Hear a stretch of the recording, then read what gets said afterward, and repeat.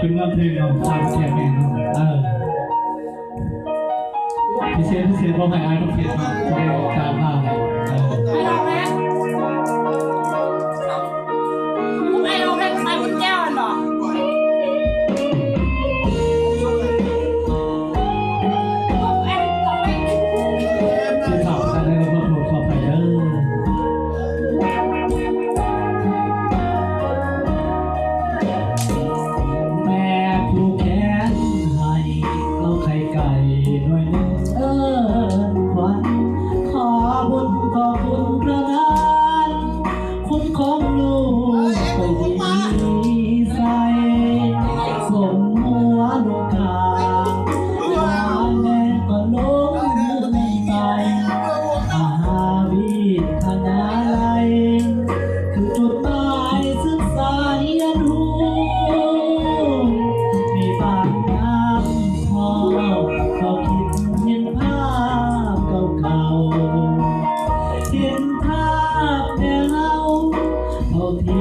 ยังควายเธอตู้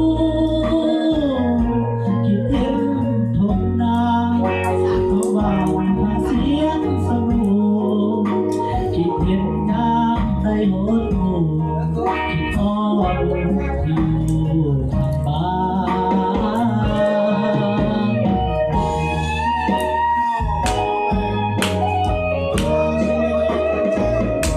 มีฝ่ายผูกแข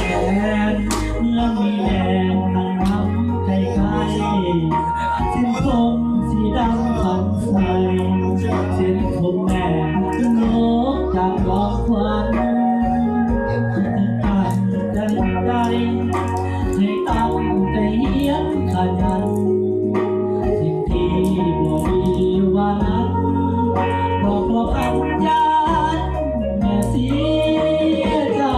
เป็นเพื่อนที่ดีจะกลับคืนเมื่อที่เก่าที่เมื่อพ่อแม่เราอยากอยู่กับแม่ไกลๆแม่คงคอยทางสอบแม่มาลูกกลับไป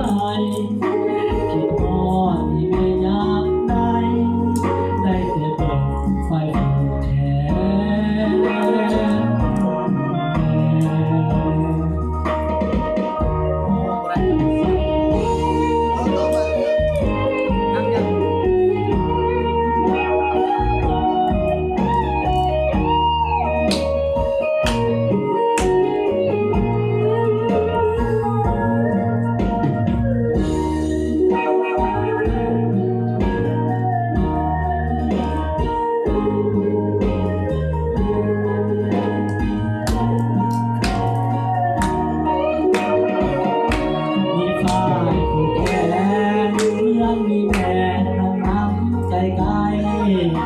ถึงต้นสีดำพันใจเป็นผู้แม่โลกจากดอกควันเป็นสิ่งเตือนใจให้ตั้งใจเฮียนขยันสิ่งที่ดีมานั้น